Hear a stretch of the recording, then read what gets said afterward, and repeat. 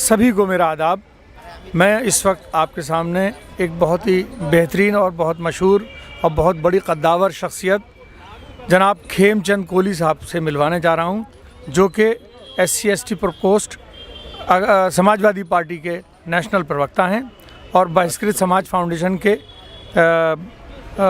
National chairman हैं और SC/ST प्रकोष्ठ के जो समाजवादी पार्टी है उसके ऑल ओवर इंडिया जो प्रभारी भी हैं आप, और बहुत कद्दावर शख्सियत हैं।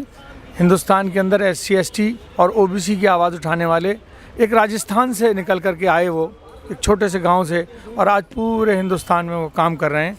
मैं उनसे आपको मिलवाना चाहता हूं और मेरा उनसे पहला ये सवाल है, खेमचंद जी आपका स्वागत है। मैं ये सवाल करना चाह रहा हूं कि राष्ट्रीय जनगणना जो कास्ट बेसिस पे हो, जो जाति आधार पर हो, इसके बारे में आप क्या आह्वान करना चाहते हैं अपने लोगों से और सरकार से? सबसे पहले भाई इशरात जमील साहब, मैं आपका शुक्रिया अदा करता हूं और तमाम मीडिया बंधुओं का शुक्रिया अदा करता हूं जो आपने आज के कार्यक्रम को कवर किया है। और आज का जो कार्यक्रम है वो 3 मुद्दों को लेकर है। किस प्रकार जो हमारा बहुजन फ्रेटर्निटी है, बहुजन बिरादरी, इसके अंदर एकता स्थापित हो, और किस प्रकार जो है हमारी जातिगत जनगणना हो, और किस प्रकार से जो है हम अपने खोए हुए गौरवशाली इतिहास को पुनः वापस ला करके अपने करोड़ों लोगों को हम फ़ायदा पहुँचा सकते हैं। और आज का जो कार्यक्रम है ये मील का पत्थर है, ये एक माइलस्टोन है। आज के कार्यक्रम से एक सूत्रधार हो रहा है, एक नई शुरुआत हो रही है और जो बहुजन है उसको जगाने का ये प्रयास है। और आप देखेंगे 1-2 साल के अंदर ही इसका ऐसा ज़बरदस्त इफेक्ट अपने बहुजन समाज के लोग, SC/ST OBC माइनॉरिटी के लोगों के बीच में आप देखेंगे। और एक ये उछाल है, एक ये शुरुआत है कि क्यों ना करके बहुजन का अपना राजा हो, और क्यों ना करके जो ऐसी सरकार जो बहुजन के तरफ बिल्कुल ध्यान नहीं दे रही है। बहुजन आज बेरोज़गार है, बहुजन दर का भिखारी बना हुआ है, उसके जो संवैधानिक हक है, उसके जो फंडामेंटल राइट्स हैं वो उसको नहीं दिए जा रहे हैं। तो क्यों करना है ऐसी सरकार का तख्ता पलट करके? बहुजन से ही जो है हमारा राजा बनेगा, और बहुजन जो है इस देश का मूल निवासी है और बहुजन ही राज करेगा। ये मैं एक सवाल और आपसे करना चाह रहा हूँ खेमचंद जी। ये देखने में आया है कि भारत देश के अंदर जितने भी अनरेस्ट है, जितने भी दंगे फसादात होते हैं, उसमें जो अपर कास्ट के लोग हैं वो तो बिल्कुल होते ही नहीं हैं।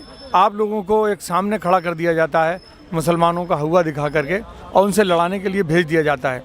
अपने समाज को क्या आप जागरूक करने का कोई काम कर रहे हैं ताकि वो मुसलमानों के साथ भाईचारे का कदम बढ़ाएं और वो ये समझें कि मुसलमान इस देश का गद्दार नहीं और उनका भी दुश्मन नहीं? मुस्लिम हमारा भाई है। हिंदुस्तान के जंग आज़ादी में जितना खून हिंदुओं ने बहाया उससे कहीं ज़्यादा खून जो मुसलमानों ने भी बहाया है। तो मुसलमान इस देश का इंटीग्रल पार्ट हैं, एक बहुत अहम हिस्सा हैं, वो हमसे बिल्कुल अलग नहीं है। और उनका दुख दर्द हमारा दुख दर्द है और हमारा दुख दर्द वो अपने दिल में, अपने जहन में महसूस करते हैं। और ये जो आज का मुद्दा है, जातिगत जनगणना वाला मुद्दा है, तो इस देश की व्यवस्था बड़ी गलत रही है। अरे कुदरत ने सबके खून का रंग लाल बना करके बता दिया कि मेरे लिए सब समान है। ये कौन लोग हैं जिन्होंने ऐसी जातिगत व्यवस्था बनाई? ये कौन लोग हैं जो अपने आपको ऊंचा समझते हैं और बाकी लोगों को नीचा समझते हैं? और हमारी ये जो एक मांग है जातिगत जनगणना की, और माननीय अखिलेश यादव जी जो हमारे राष्ट्रीय नेता है, राष्ट्रीय हमारे अध्यक्ष हैं समाजवादी पार्टी के, उनकी भी एक बड़ी प्रमुख मांग है कि इस देश के अंदर जातिगत जनगणना होनी चाहिए। सच्चाई सबके सामने आनी चाहिए, दूध का दूध और पानी का पानी होना चाहिए। वो कौन लोग हैं जो बहुत कम संख्या के अंदर जिनका अनुपात है वो देश के ऊपर राज कर रहे हैं? ऐसा नहीं है। बाबा साहब ने जो कॉन्स्टिट्यूशन ऑफ इंडिया बनाया उसके अंदर ये लिखा है कि जिसकी जितनी भागीदारी सत्ता में उतनी हिस्सेदारी।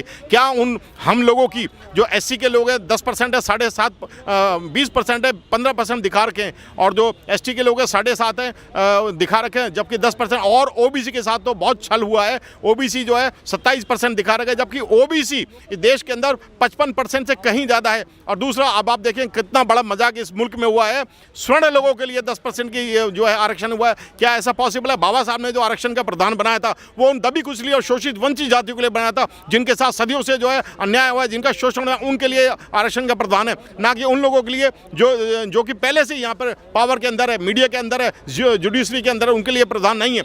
और वो 10% अगर वो मान लिया जाए, जो स्वर्ण कास्ट है, जो ब्राह्मण हैं और बड़ी हैं, वो 10%, तो 10% के लिए 10% का ही आरक्षण, और जो बाकी जो लोग हैं उनको इतना कम आरक्षण, ये गलत है। और इसका पुरजोर जो है मंच के माध्यम से और हम सब लोग इसका विरोध कर रहे हैं। और देश के अंदर एक नई क्रांति जन्म ले रही है कि क्यों कर अब दूध का दूध पानी का पानी होगा। ये गवर्नमेंट नहीं चाहती है कि सच्चाई सामने आए, ये गवर्नमेंट चाहती है कि सब लोग अंधेरे में रहें।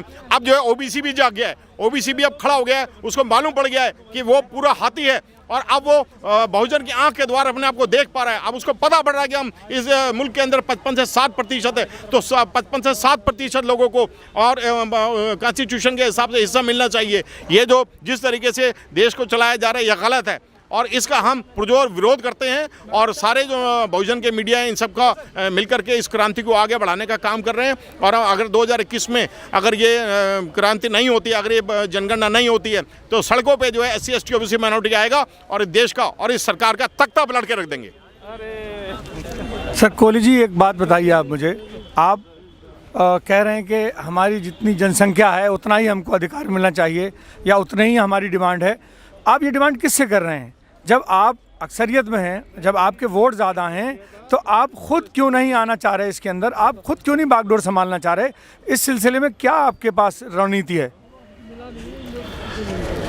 जमीन साहब, इस देश के अंदर जो बहुजन है वो बहुत अधिक संख्या में, लेकिन उस तक पहुंचना थोड़ा मुश्किल हो रहा है। जो मीडिया है, गोदी मीडिया है, मोदिया कभी भी बहुजन के मुद्दों को दिखाती नहीं है। बहुजन के ऊपर आज कितना अत्याचार हो रहा है, जितने भी बहुजन हैं, आज आप देख लें, जो अनुसूचित जाति आयोग है उसमें हजारों एप्लीकेशन रोज आती हैं। इसका मतलब है वो दिखाता है कि कितना जो है अत्याचार SC ST के ऊपर देश के अंदर हो रहा है। तो बहुजनों को जगाने का जो काम है आप लोगों के माध्यम से और मीडिया के माध्यम से, अब बिल्कुल सही दिशा में जा रहा है और वो दिन दूर नहीं जबकि बहुजन जो है क्रांति कर रहे हैं देश के अंदर। और जैसे यूनान के अंदर, एथेंस के अंदर क्रांति हुई थी, वही क्रांति इस देश के अंदर होगी और देश का तख्ता पलट करके बहुजनों का राज होगा। ये बड़ी जल्दी होगा, शायद 2024 में भी ये संभव है।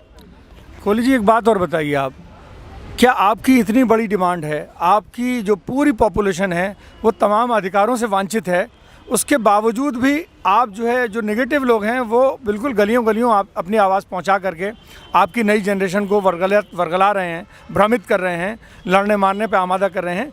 आपके पास ऐसी गली मोहल्ले में उतरने की रणनीति क्या है? और नहीं है तो क्यों नहीं है? इतने दिनों से सिर्फ भाषणबाजी से ही काम चलेगा या कुछ काम करने से काम चलेगा? उसके लिए क्या कर रहे हैं आप? भगवान बुद्ध ने बोला कि जिसका एक चिराग जला होता है वो लाख और करोड़ों चिरागों को जला सकता है। आज के कार्यक्रम को आप कमतर करके ना आंकें। अरे भाई, ये तो मील का पत्थर साबित होगा। और आज जो क्रांति यहाँ से शुरू हुई है, बाबा साहब के अंबेडकर भवन से जो आज क्रांति शुरू हुई है, आज ये जन जन तक जा रही है। और आज सोशल मीडिया बड़ा सशक्त है और मैं ऐसा मानता हूँ सोशल मीडिया के माध्यम से, ठीक है गोदी मीडिया इसको ना दिखाए, लेकिन आज जो आपके और हमारे हाथ के अंदर ये डिवाइस है, सोशल मीडिया का ये डिवाइस है, इसके माध्यम से आज आप देखें आधे घंटे के अंदर पूरे भारत में मैसेज आता है। और ना केवल भारत में जाता है बल्कि अक्रॉस द प्लेनेट, पूरे विश्व के अंदर जो मैसेज जाता है। जो अभी आप देखिए, जो ये लखीमपुर खीरी के अंदर जो हुआ था, मंत्री के बेटे ने किसानों के ऊपर जो गाड़ी चढ़ा दी थी, हमारे माननीय अखिलेश जी सड़कों पर आ गए थे, प्रोफेसर राम गोपाल यादव जी सड़कों पर गए। ऐसे पूरे भारत के अंदर, पार्लियामेंट के अंदर भी ऐसा उसके खिलाफ जो है बात उठी है। अब वो दिन लद गए। अब तो सभी के अंदर जो है नई शक्ति है, नई ऊर्जा आ रही है और सभी लोग बाबा साहब के दिए सिद्धांत को अब जानने लगे हैं, मानने लगे हैं। और उसके मुताबिक जो हमारे फंडामेंटल राइट है, जो हमारे मूलभूत अधिकार हैं, उनको हम लेकर रहेंगे। अगर इसके लिए हमें, मैंने जो बताया, यूनान के अंदर जो खूनी क्रांति हुई थी, अगर खूनी क्रांति भी करनी पड़ी तो हम अपनी शहादत देने को तैयार हैं। लेकिन कोहली जी, मैं आपकी बात से थोड़ा डिफर करना चाहूँगा। ये हमारे भारत के अंदर संविधान एक इतनी मजबूत चीज़ है जहाँ पर हमने अंग्रेज़ों को भगा दिया बगैर खूनी क्रांति के। हम आज भी इस मजबूत संविधान को लेकर के, हमें ज़रूरत नहीं है लड़ने भिड़ने की। हमारे पास इतना मजबूत संविधान है, सिर्फ इसी को टेक्निकली आप बचा ले जाएं और ठीक से काम कर ले जाएं, उसकी तरफ रणनीति बनानी होगी। आप क्या कहेंगे इस बारे में? देखिए, आरक्षण को बचाने के लिए मैंने 4 लाइनें लिखी थी जो भारत में बड़ी मशहूर हुई हैं। उन 4 लाइनों के अंदर जो है आपके सवाल का जवाब आ जाएगा कि समझ जाओ कि गिरने में वक्त ना लगेगा और समझ जाओ कि बिखरने में वक्त ना लगेगा। ना समझना कि ये तुम्हारी मेहनत का फल है, ये तो बाबा साहब की मेहनत का फल है सारा। और संगठित होकर संघर्ष करते चलो, वरना आरक्षण को भी जाने में वक्त ना लगेगा। तो ये जो आरक्षण वाली बात है, आरक्षण को हम बचाएंगे। और जो हमारा बाबा साहब के द्वारा निर्मित रचित जो संविधान है और जो कॉन्स्टिट्यूशन ऑफ इंडिया है, जिसके मुताबिक सारी क्षेत्रीय सरकारें और केंद्र सरकार चलती है, सारा सिस्टम जो है उसके मुताबिक चलता है। लेकिन आज उसको जो है ख़त्म किया जा रहा है। जो निजीकरण का ये जो मामला है, निजीकरण के मामले के ही ऊपर ये कार्यक्रम, जो तीसरा मुद्दा निजीकरण का है, निजीकरण को धीरे धीरे जो है भारत सरकार जो है जो प्रॉफिट देने वाली यूनिट्स हैं उसको भी बीमार यूनिट बताकर उनको निजी हाथों में दे रही है। ये हमारा मतलब नुकसान है। अरे बहुजन का व्यक्ति जो वहाँ पर नौकरी पाता, वो नौकरियाँ खत्म हो जाएंगी, वो कहाँ जाएगा? आज देश में जितनी बेरोजगारी है, आज जितनी जो है मतलब मारामारी है रोजगारी के लिए, रोजी रोटी के लिए, और ये और ज़्यादा बढ़ेगा। इसलिए संविधान को हम बचाएंगे और हर हाल में हम संविधान को बचाएंगे। अच्छा कोहली जी, निजीकरण के बारे में आप बात कर रहे हैं, मैं ये कहना चाहूँगा कि निजीकरण के बारे में कहा जा रहा है कि इससे देश की जो मॉडर्नाइजेशन है वो ऊपर बढ़ेगा और कॉम्पिटेंस बढ़ेगी, इंटरनेशनल लेवल पर जो है गुणवत्ता बढ़ेगी भारत की, और उसके लिए प्राइवेटाइजेशन बहुत ज़रूरी है। लेकिन इसके दरपर्दा जो खेल है आप बता रहे हैं, उससे आप अपने लोगों को कब आगाह करेंगे और क्या बताएंगे, इसके पीछे खेल क्या है? असल में खेल नहीं है, साजिश है। अब आप देखें LIC ऑफ इंडिया क्या है।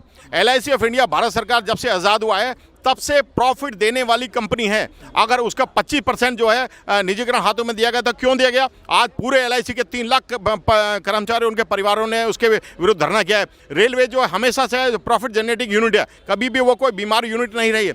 रेलवे को भी जो है प्राइवेट हाथों में देने का क्या मतलब है? इसी प्रकार जो इंडियन ऑयल है और जो इंडो बर्मा पेट्रोलियम है, ये सब जो है मतलब धीरे धीरे जो फ्यूल की जो कंपनीज हैं उनको प्राइवेट हाथों में देने का क्या मतलब है? और ये देखिए सारे एयरपोर्ट्स, कभी भी एयरपोर्ट से कभी कोई नुकसान किसी सरकार को नहीं हुआ है, और जितना एयरपोर्ट है वो सारे धीरे धीरे प्राइवेट हाथों में जा रहे हैं। ये सारा है आरक्षण को अपरोक्ष रूप से ख़त्म करने की एक साजिश है, क्योंकि आरक्षण के माध्यम से आप देखें कि SC ST OBC माइनॉरिटी के लोगों को थोड़ा बहुत जो है आगे बढ़ने का मौका मिलता है। जब रोज़गार ही नहीं रहेगा तो वो व्यक्ति, उसका परिवार जो रोज़गार में एकदम से मशगूल हो जाएगा कि उसे तो पहले रोजी रोटी चाहिए। भाई पहले हाथों में रोटी नहीं होगी, पेट में अन्न नहीं होगा, तो व्यक्ति क्या करेगा? सबसे पहले आंदोलन छोड़ के वो अपना रोजी रोटी की तरफ ख्याल करेगा। तो हमको तोड़ने के लिए, भोजन को तोड़ने के लिए साजिश है। मैं ये कहना चाहूँगा कि कोहली साहब से बात करने के बाद जो निष्कर्ष निकला वो ये निकला कि ये जो प्राइवेटाइजेशन है ये कुछ नहीं है, सिर्फ बहुजनों की, SC ST OBC और माइनॉरिटीज़ की हकमारी का एक नया हथकंडा है। दरपर्दा दिखाया कुछ जा रहा है, हो कुछ रहा है, क्योंकि जैसे ही प्राइवेटाइजेशन लागू होगा वो अपने हाथों में, निजी हाथ में जिनके पास भी जाएगा वो वहाँ से जॉब में कटौती करेंगे और सेलेक्टेड एंट्री करेंगे। प्राइवेट फिर जो है आरक्षण का तो कोई मतलब ही बाकी नहीं रह गया। इसलिए इनका समाज आगे उठ रहा है। बस इसी के साथ मैं आप सबका धन्यवाद कहूँगा। आदाब। नमो बुद्धाय। जय भीम। जय भीम।